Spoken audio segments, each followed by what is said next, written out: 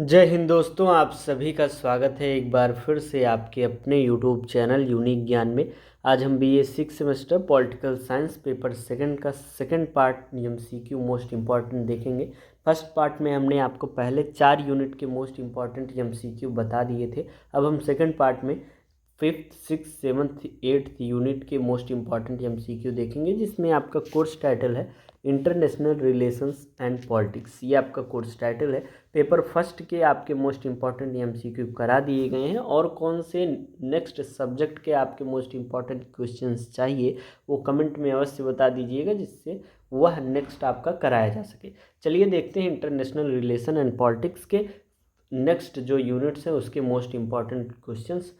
अगर आपने चैनल को सब्सक्राइब नहीं किया है, चैनल पर नए हैं, तो चैनल को सब्सक्राइब कर लीजिए, जिससे आने वाली वीडियोस आपको मिलती रहें। और क्लासेस जो कराई गई हैं आपने नहीं देखी हैं तो चैनल पर विजिट कीजिए, प्लेलिस्ट आपको दोनों पेपर की मिल जाएगी।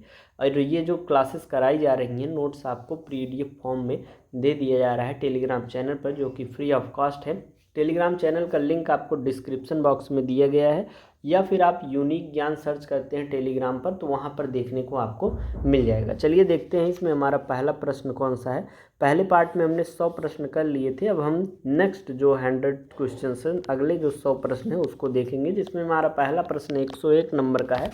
भारतीय विदेश नीति का जनक किसे माना जाता है? भारतीय विदेश नीति का जनक जवाहरलाल नेहरू जी को माना जाता है। जवाहरलाल नेहरू ने ही भारत की गुटनिरपेक्षता की नीति को आकार दिया और अंतर्राष्ट्रीय मंचों पर नव स्वतंत्र देशों के लिए आवाज वह बने हुए थे। अगला प्रश्न 102 नंबर, भारतीय संविधान के किस अनुच्छेद में अंतर्राष्ट्रीय शांति को बढ़ावा देने का उल्लेख है? अनुच्छेद 51 में अंतर्राष्ट्रीय शांति को बढ़ावा देने का उल्लेख है। 103 नंबर प्रश्न है, पंचशील समझौते में कौन सा सिद्धांत शामिल नहीं है? इसमें परमाणु हथियारों का संयुक्त विकास शामिल नहीं है। एक दूसरे की क्षेत्रीय अखंडता का सम्मान, परस्पर अनाक्रमण, आंतरिक मामलों में हस्तक्षेप, ये सभी पंचशील समझौते में शामिल है। पंचशील समझौते में और क्या क्या शामिल है? अखंडता का सम्मान, अनाक्रमण, अहस्तक्षेप, समानता और शांतिपूर्ण सह अस्तित्व, ये पांचों जो है शांतिपूर्ण सिद्धांत पंचशील में जो है शामिल है। अगला प्रश्न हमारा, गुजराल सिद्धांत किस पर केंद्रित है? गुजराल जो सिद्धांत है वह दक्षिण एशिया के छोटे पड़ोसियों के साथ बिना किसी पारस्परिकता के उदार संबंध से संबंधित है। अगला प्रश्न 105 नंबर, ऑपरेशन शक्ति का संबंध किससे है? ऑपरेशन शक्ति का संबंध 1998 का पोखरण परमाणु परीक्षण से है। अगला 106 नंबर प्रश्न, भारत पाकिस्तान के बीच शिमला समझौता किस वर्ष हुआ था? 1972 में भारत पाकिस्तान के बीच में शिमला समझौता हुआ था। लुक ईस्ट पॉलिसी को एक्ट ईस्ट में किसने बदला हुआ था? नरेंद्र दामोदर दास मोदी जी ने 2014 में बदला हुआ था। 108 नंबर प्रश्न है, भारत और चीन के बीच 1962 का युद्ध किस मुद्दे पर हुआ था? यह सीमा विवाद अक्साई चीन और नेफा या अरुणाचल के मध्य हुआ था। अगला प्रश्न हमारा 109 नंबर, सिंधु जल संधि 1960 किनके बीच हुई थी? यह जो है भारत और पाकिस्तान के मध्य हुई थी सिंधु जल संधि। 110 नंबर प्रश्न, भारत रूस के बीच 1971 की संधि का क्या महत्व है? इसने बांग्लादेश युद्ध के समय भारत को सामरिक सुरक्षा और सोवियत समर्थन की गारंटी दी हुई थी। अगला प्रश्न 111 नंबर, सार्क की स्थापना कब और कहाँ पर हुई थी? सार्क की स्थापना 1985 में ढाका में हुई थी। अगला प्रश्न 112 नंबर, भारत की पड़ोसी पहले नीति का क्या उद्देश्य है? पड़ोसी पहले नीति का उद्देश्य यह था कि पड़ोसियों के साथ संबंधों को सर्वोच्च प्राथमिकता देना और क्षेत्रीय कनेक्टिविटी को बढ़ाना। ये जो आपको एक्सप्लेनेशन व्याख्या दिया गया है, ये सब आप पीडीएफ फॉर्म में अच्छे से पढ़ेंगे तो और अच्छा रिवीजन हो जाएगा। यहाँ पर क्लासेस के क्वेश्चन मोस्ट इंपॉर्टेंट जो हैं वो करा दिए जा रहे हैं, नोट्स इसीलिए दिया जा रहा है जिससे आप अच्छे से रिवीजन कर पाएँ व्याख्या के साथ। अगला प्रश्न हम देखेंगे, भारत और बांग्लादेश के बीच गंगा जल विवाद को सुलझाने के लिए फरक्का समझौता कब हुआ था? फरक्का समझौता जो है वह 1996 में हुआ था। आई के गुजराल और शेख हसीना के बीच इस 30 वर्षीय संधि ने पानी के बंटवारे के एक बड़े तनाव को कम कर दिया था। अगला प्रश्न 114 नंबर, क्वाड में भारत के साथ कौन से देश शामिल हैं? क्वाड में भारत के साथ अमेरिका है, जापान है और ऑस्ट्रेलिया क्वाड में कुल 4 देश शामिल हैं। अगला प्रश्न 115 नंबर, भारत के किस प्रधानमंत्री ने सबसे पहले परमाणु परीक्षण किया हुआ था? इंदिरा गांधी 1974 में सबसे पहले परमाणु परीक्षण की हुई थी। स्माइलिंग बुद्धा के नाम से किया गया यह परीक्षण एक शांतिपूर्ण परमाणु विस्फोटक बताया गया था। अगला प्रश्न 116 नंबर, भारत अमेरिका नागरिक परमाणु समझौता किस वर्ष लागू हुआ था? यह 2005 में घोषणा हुई थी और 2008 में लागू हुआ था, पूर्ण हुआ था। अगला प्रश्न हम देखेंगे 117 नंबर, हिंद प्रशांत की अवधारणा में भारत का क्या स्थान था? भारत एक प्रमुख शक्ति है और इसकी सुरक्षा में उसकी केंद्रीय भूमिका रही है। अगला प्रश्न 118 नंबर, भारत पाकिस्तान के बीच लाहौर घोषणा किसने की थी? अटल बिहारी वाजपेयी और नवाज शरीफ ने लाहौर घोषणा की हुई थी भारत और पाकिस्तान के मध्य। BBIN मोटर वाहन समझौता किन देशों के बीच हुआ है? या बांग्लादेश, भूटान, भारत और नेपाल के मध्य BBIN मोटर वाहन समझौता हुआ है। 120 नंबर प्रश्न, भारत श्रीलंका के बीच कच्चा थीवू द्वीप का मुद्दा किससे संबंधित है? यह मछुआरों के अधिकार और क्षेत्रीय सीमा से संबंधित है। 121 नंबर प्रश्न है, ब्रेटन वुड्स जुड़वा संस्थानों के रूप में किसे जाना जाता है? IMF और विश्व बैंक को जाना जाता है। अगला प्रश्न 122 नंबर, विश्व व्यापार संगठन की स्थापना कब हुई थी? 1995 में हुई थी। अगला प्रश्न 123 नंबर, उत्तर दक्षिण संवाद में मुख्य विवाद का विषय क्या था? संसाधनों, व्यापार की शर्तों और तकनीक का विकसित देशों से विकासशील देशों की ओर हस्तांतरण उत्तर दक्षिण संविधान में मुख्य विवाद था। अगला प्रश्न 124 नंबर, ब्रिक्स में कौन सा देश 2010 में शामिल हुआ था? जो ब्रिक्स में दक्षिण अफ्रीका 2010 में शामिल हुआ था। 125 नंबर प्रश्न है, आसियान का गठन किस वर्ष हुआ था? आसियान का गठन जो है वह 1967 में हुआ था। बैंकॉक घोषणा के माध्यम से 5 दक्षिण पूर्वी जो एशियाई देशों ने इसकी स्थापना की। अब इसमें कुल सदस्य कुल मिलाकर 10 हैं। ये शंघाई सहयोग संगठन या SCO में भारत और पाकिस्तान किस वर्ष पूर्ण सदस्य बने हुए थे? 2017 में। अगला प्रश्न 127 नंबर, सॉफ्ट पावर की तरह कूटनीति का उपयोग करने वाला मेकॉन्ग इंडिया सहयोग किस क्षेत्र पर केंद्रित है? यह पर्यटन, संस्कृति, शिक्षा और परिवहन पर केंद्रित है। अगला प्रश्न 128 नंबर, यूरोपीय संघ की मुद्रा यूरो को वर्तमान में कितने देश अपना चुके हैं? कुल 20 सदस्य अपना चुके हैं। अगला प्रश्न 129 नंबर, बिम्स्टेक का मुख्य लाभ भारत के लिए क्या है? जो है यह पाकिस्तान को शामिल किए बिना क्षेत्रीय सहयोग का मंच प्रदान करता है।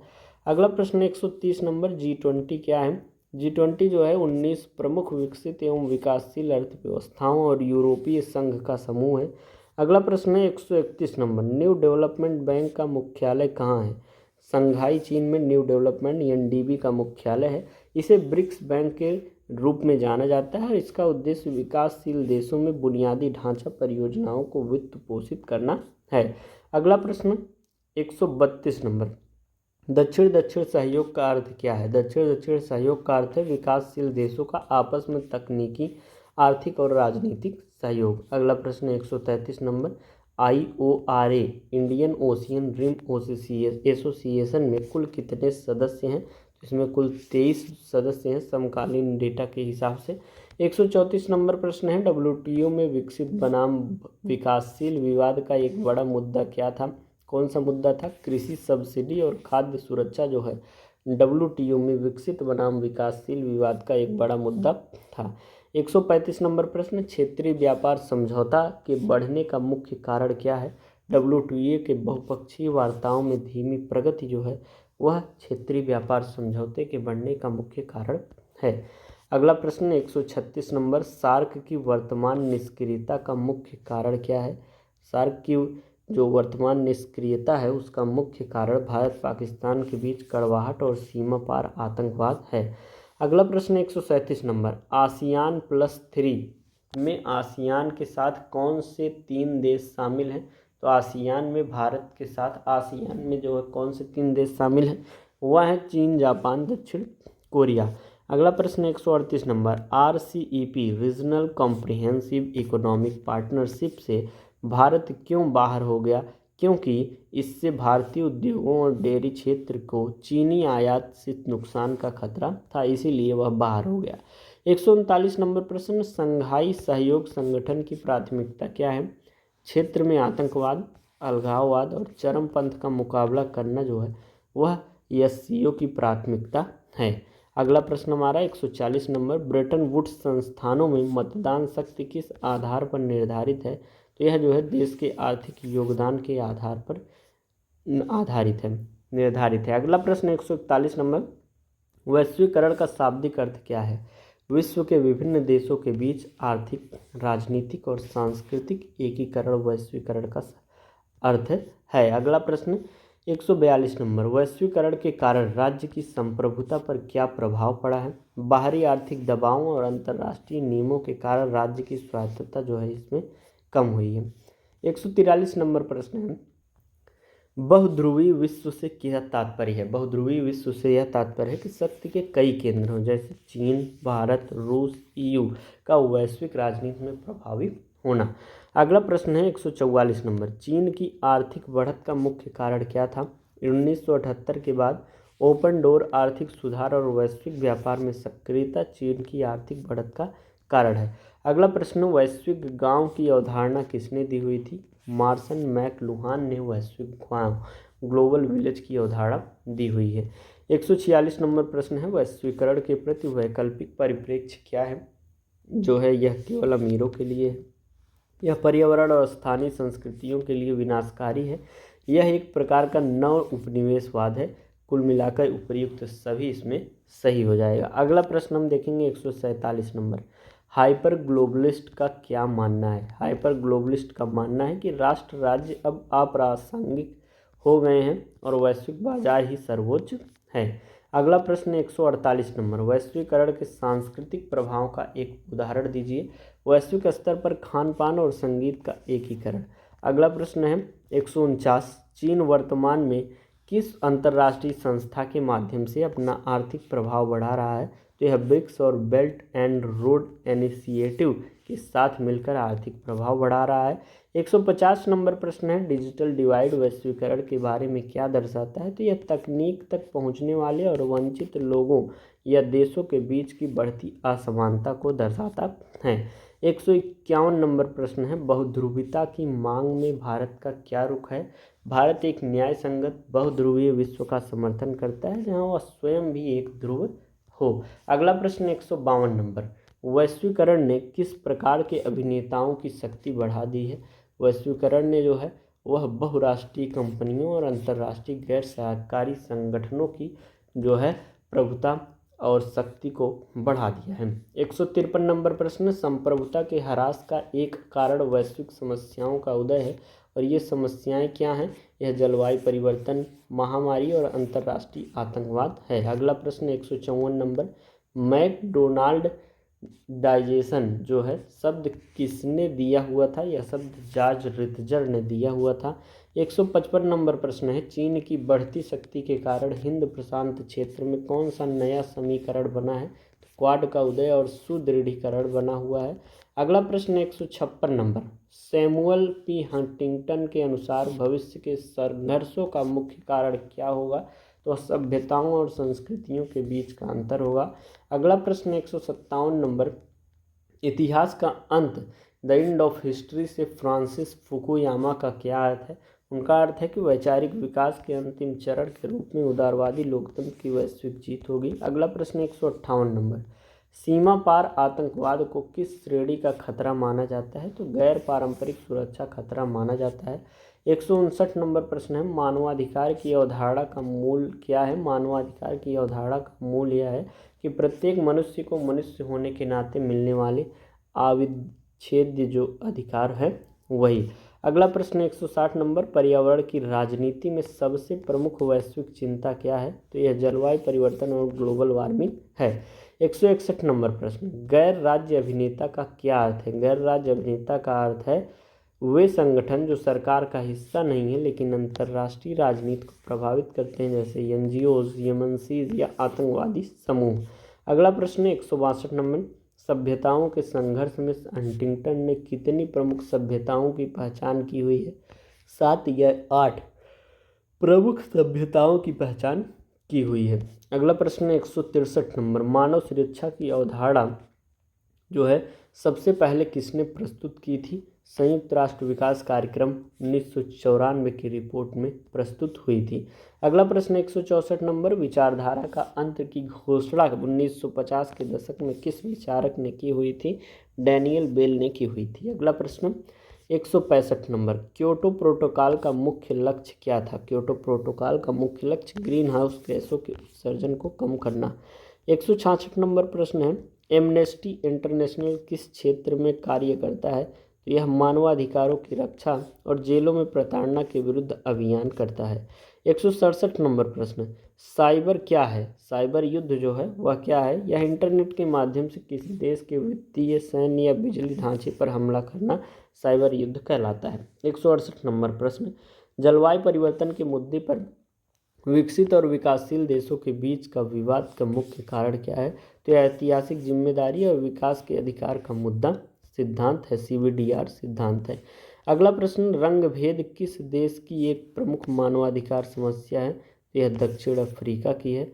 अगला प्रश्न 170, समान लेकिन विभेदित जिम्मेदारियां सिद्धांत किस संधि से संबंधित हैं? यह रियो सम्मेलन से संबंधित है। अगला प्रश्न 171, आतंकवाद के विरुद्ध वैश्विक युद्ध की शुरुआत किस घटना के बाद हुई थी? तो यह 9/11 अमेरिका पर हमला जो 2001 में हुआ था उसके बाद। 172 नंबर प्रश्न, राष्ट्रीय मानवाधिकार आयोग की स्थापना भारत में किस वर्ष हुई थी? 1993 में। अगला प्रश्न 173, सतत विकास का क्या अर्थ है? सतत विकास का अर्थ है कि व्याख्या जो यह है वर्तमान की ज़रूरतों को इस प्रकार पूरा करना कि भविष्य की पीढ़ियों की ज़रूरतों में समझौता न हो। अगला प्रश्न 174, गैर पारंपरिक सुरक्षा में शरणार्थी संकट क्यों महत्वपूर्ण है? क्योंकि यह मानवीय त्रासदी के साथ साथ मेजबान देश की अर्थव्यवस्था और सुरक्षा पर दबाव डालता है। 175 नंबर प्रश्न, सभ्यताओं के संघर्ष की आलोचना किस आधार पर की जाती है? यह बहुत सरल है और सभ्यताओं के भीतर के मतभेदों को नज़रअंदाज करता है। 176 नंबर प्रश्न है, ग्लोबल वार्मिंग के लिए सबसे अधिक जिम्मेदार गैस कौन सी है? तो कार्बन डाइऑक्साइड जो है वह सबसे जिम्मेदार गैस है। 177 नंबर प्रश्न, अंतर्राष्ट्रीय आपराधिक न्यायालय का क्या कार्य है? तो यह नरसंहार, युद्ध अपराध और मानवता के विरुद्ध अपराधों के लिए व्यक्तियों पर मुकदमा चलाना इसका कार्य है। 178 नंबर प्रश्न है, पारंपरिक सुरक्षा में सुरक्षा का क्या अर्थ है? बाहरी सैन्य हमलों से राज्य की सीमाओं की रक्षा इसका अर्थ है। 179 नंबर प्रश्न है, पृथ्वी शिखर सम्मेलन 1992 में कहाँ आयोजित हुआ था? तो यह रियो डी जनेरियो में, ब्राज़ील में हुआ था। 180 नंबर प्रश्न, आतंकवाद को अंतर्राष्ट्रीय राजनीति में छद्म युद्ध क्यों कहा जाता है? प्रोक्सी वार क्यों कहा जाता है? क्योंकि अक्सर कुछ राज्य अपनी सैन्य कमजोरी छुपाने के लिए आतंकवादी समूहों का उपयोग अपने दुश्मनों के खिलाफ करते हैं। अगला प्रश्न 181 नंबर, मानव अधिकारियों की प्रथम सीढ़ी के अधिकार कौन से हैं? नागरिक और राजनीति अधिकार जैसे भाषा और वोट की स्वतंत्रता। अगला प्रश्न 182 नंबर है, ग्रीन पॉलिटिक्स का मुख्य नारा क्या है? वैश्विक सोचो, स्थानीय स्तर पर कार्य करो इसका प्रमुख नारा है। अगला प्रश्न 183 नंबर, मानवाधिकार परिषद का मुख्यालय कहाँ है? तो है जिनेवा, स्विट्जरलैंड में है। 184 नंबर प्रश्न, विश्व व्यापार संगठन में चीन किस वर्ष शामिल हुआ था? वह 2001 में शामिल हुआ था। 185 नंबर प्रश्न, शरणार्थी अर्थात रिफ्यूजी और प्रवासी जो माइग्रेंट में उसमें अंतर क्या है? उसमें अंतर यह है कि शरणार्थी अपनी जान बचाने के लिए मजबूरी में भागता है, बल्कि प्रवासी जो है वह स्वेच्छा से बेहतर अवसर के लिए जाता है। 186 नंबर प्रश्न है, बहुध्रुवीता की दिशा में ब्रिक्स का क्या महत्व है? यह अमेरिका के नेतृत्व वाली वैश्विक व्यवस्था को चुनौती देता है और विकासशील देशों को विकल्प प्रदान या करता है। 187 नंबर प्रश्न है, हिंद प्रशांत क्षेत्र में मलेक्का जल डमरू मध्य का क्या महत्व है? तो यह दुनिया का सबसे महत्वपूर्ण व्यापारिक गलियारा है जिसने चीन और जापान का तेल गुजरता है। 188 नंबर प्रश्न है, सामूहिक उत्तरदायित्व का क्या अर्थ है? सामूहिक उत्तरदायित्व का यह अर्थ है कि यदि कोई राज्य अपने नागरिकों को नरसंहार से बचाने में विफल रहता है तो अंतर्राष्ट्रीय समुदाय को हस्तक्षेप करने का अधिकार उसमें हो जाता है। 189 नंबर प्रश्न है, इतिहास का अंत सिद्धांत की सबसे बड़ी आलोचना क्या है? इसके बाद 9/11 की घटना और चीन तथा रूस जैसे गैर लोकतांत्रिक देशों का उदय हुआ था। अगला प्रश्न 190 नंबर, ग्रीन हाउस गैस के प्रभाव से ग्लेशियरों के पिघलने का सबसे बड़ा खतरा क्या है? यह समुद्र के स्तर में वृद्धि और तटीय शहर को डुबा ले जाएंगे। अगला प्रश्न 191 नंबर, आतंकवाद का मुकाबला करने के लिए भारत ने यूएन में कौन सा प्रस्ताव रखा हुआ था? इन्होंने अंतर्राष्ट्रीय आतंकवाद पर व्यापक सम्मेलन रखा हुआ था। 192 नंबर प्रश्न है, सभ्यताओं के संघर्ष में इस्लाम और पश्चिम के बीच संघर्ष का मुख्य कारण हंटिंगटन ने क्या बताया हुआ था? इन्होंने मूलभूत मूल्यों और विश्व दृष्टि में अंतर बताया हुआ था। 193 नंबर प्रश्न, मानवाधिकारों के उल्लंघन के लिए आर्थिक प्रतिबंध लगाना कूटनीति का कौन सा रूप है? तो यह हार्ड पावर दबाव की राजनीति का रूप है। 194 नंबर प्रश्न, वैश्वीकरण के दौर में राष्ट्रवाद का फिर से उभरना क्या दर्शाता है? या लोग अपनी पहचान और आर्थिक सुरक्षा के लिए फिर से अपने राष्ट्र राज्य की ओर देख रहे हैं। 195 नंबर प्रश्न है, संयुक्त राष्ट्र की सबसे बड़ी असफलता क्या मानी जाती है? तो सबसे बड़ी असफलता है कि यह महाशक्तियों के बीच संघर्षों और नरसंहार को रोकने में अक्सर असमर्थ रहा है। 196 नंबर प्रश्न, हिंद प्रशांत क्षेत्र में भारत की सागर नीति का पूर्ण रूप क्या है? सागर नीति का पूर्ण रूप security and growth for all in the region है। 197 नंबर प्रश्न, चीन की अर्थव्यवस्था वर्तमान में किस स्थान पर है? तो यह जो है दूसरी स्थान पर है, पहले स्थान पर अमेरिका है। अगला प्रश्न 198 नंबर, पारंपरिक सुरक्षा में निवारण का क्या अर्थ है? निवारण का अर्थ शत्रु को इस डर से हमले से रोकना कि जवाबी हमला बहुत भारी पड़ेगा। 199 नंबर प्रश्न है, वैश्वीकरण के प्रभाव से गरीबी के बारे में क्या निष्कर्ष निकलता है? तो यह निष्कर्ष निकलता है कि जहाँ कुछ देशों को बहुत लाभ हुआ है वहाँ देशों के भीतर और बीच में असमानता बढ़ी हुई है। 200 नंबर प्रश्न और अंतिम प्रश्न है आपके मोस्ट इम्पॉर्टेंट क्वेश्चन का, अंतर्राष्ट्रीय राजनीति का अध्ययन शक्ति के संघर्ष के बजाय शांति के निर्माण का प्रयास होना चाहिए। यह विचार किसका है? यह आदर्शवादियों का विचार है। अगर आपको कोई डाउट हो पूरे क्वेश्चंस में तो आप कमेंट करके पूछ सकते हैं, अपने दोस्तों के पास अवश्य शेयर कीजिएगा, वीडियो को लाइक कीजिए। मिलते हैं नेक्स्ट वीडियो में, धन्यवाद।